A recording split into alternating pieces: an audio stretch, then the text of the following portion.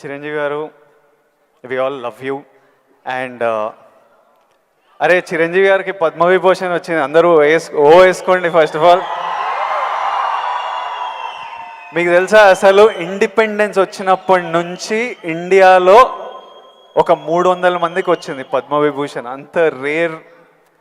అంత rare award అది చిరంజీవి గారికి మన తెలుగు స్టేట్స్ నుంచి వచ్చింది. మనం అందరం చాలా గర్వంగా ఫీల్ అవుతున్నాము. సో చిరంజీవి గారికి చప్పట్లు అందరికి. First of all let's celebrate. Thank you Vijay. ఇప్పుడు చిరంజీవి గారు, నేను క్వశ్చన్లకు వచ్చేస్తా. నాకు చాలా డౌట్లు ఉన్నాయి. ఫస్ట్ ఆఫ్ ఆల్ అంటే నేను మీ ఏవి చూస్తున్నప్పుడు మా అందరికీ మీ జర్నీ తెలుసు. ఆ జర్నీ చూసినప్పుడల్లా మళ్ళీ లోపల ఎమోషన్ కలుగుతుంటుంది. ఇప్పుడు నేను ఈరోజు ఇక్కడ ఉంటానని నేను ఎప్పుడు అనుకోలేదు. ఫర్ ఎగ్జాంపుల్ మా నాన్న మిమ్మల్ని ఫస్ట్ టైం షేర్ చేసినప్పుడు మా నాన్న కన్నీళ్ళు వచ్చేసినాయి. ఎందుకంటే మిమ్మల్ని స్క్రీన్ మీద చూసి ప్రేమించి అదొక ఎమోషన్.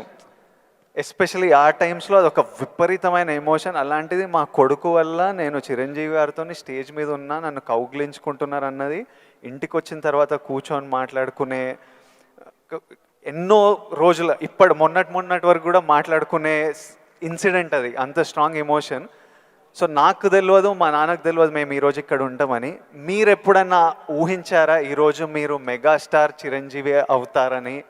మీకు ఈ పద్మభూషణ్, పద్మవిభూషణ్, ఇంత గుర్తింపు, ఇంత ప్రేమ అవుతారని మీరు యంగ్ ఉన్నప్పుడు ఎలా ఆలోచించేవారు? ఎప్పుడన్నా ఊహించారా? ఇది నా ఫస్ట్ డౌట్. ఆ ఊహ ఒకే రోజు మొదలవలేదు. నా ఇంట్రెస్ట్ నేను అలా పెంచి పోషించుకుంటూ వెళ్ళే తరుణంలో నాకు కొన్ని విజువల్స్ అనేది నాకు కనపడుతూ ఉండేవి, ఊహించుకుంటుండేవాడిని. దానికి కారణం బహుశా నాకు చిన్నప్పుడు ఏర్పడిన తారసపడినటువంటి చిన్న ఇన్సిడెంట్స్. నేను 10th క్లాస్లోను డిగ్రీల్లోనూ డ్రామాలు వేసినప్పుడు, కాలేజీ బెస్ట్ యాక్టర్ వచ్చినప్పుడు, స్కూల్ బెస్ట్ యాక్టర్ వచ్చినప్పుడు నేను నడుచుకుంటూ వెళ్తుంటే అందరూ ఇతనే ఆ సినిమాలో ఆ కథలు అవి ఆ నాటికలో చేసింది అది అని అందరూ పొగుడుతుంటే మొత్తం చాలా గర్వంగా ఉండేది. అది రుచి మరిగే నేను ఆ రకంగా నా మైండ్ సెట్ లేదా ఒక బీజం లాంటిది నాకు ఆ క్షణానే పడింది అనుకుంటాను నేను నటుడు అవ్వాలని. ఒక నటుడైతే ఇంతమంది అటెన్షన్ ఉంటుందా? మన కాలేజీ ఫస్ట్ వచ్చినా సరే ఇంతమంది మన ఇంకా చూడరే, అలాంటిది నటుడు అయితే సెలబ్రిటీ అయితే ఇంత ఇదిగా ఉంటుందా అన్నది అక్కడి నుంచి దాన్ని నర్చర్ చేసుకుంటూ పెంచి పోషించుకుంటూ అలా వచ్చిన అవకాశాలను సద్వినియోగం చేసుకుంటూ ఆల్వేస్ నా దృష్టి ఏంటంటే నేను ఏదో నడుచుకుంటూ వెళ్తుంటే కొన్ని 100 మంది 1000 మంది నన్ను చూస్తారు, చూడాలి అంటూ అలా day after day, year after year పెరుగుతూ వచ్చినమాట వాస్తవం.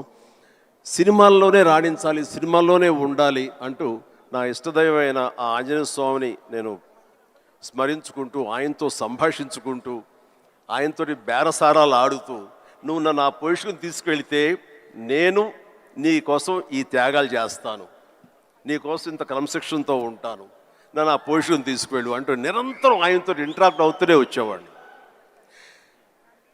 దేవుడు అనేవాడు ఉన్నాడా లేడా అనే దాని గురించి కానీ, దేవుని నమ్మకం అనేది పక్కన పెడితే, దేవుడు అనేది నథింగ్ బట్ ఈ ప్రకృతి. దేవుడు is nothing but our inner consciousness, అంతరాత్మగా నువ్వు ఏదైతే ఫీడ్ చేస్తావో, ఏదైతే సో చేసుకుంటూ నర్చర్ చేస్తూ నీళ్లు పోసుకుంటూ పెంచి పోషించుకుంటావో, one day you have to attain that, you have to reach that goal. అదే ఈరోజు జరిగింది.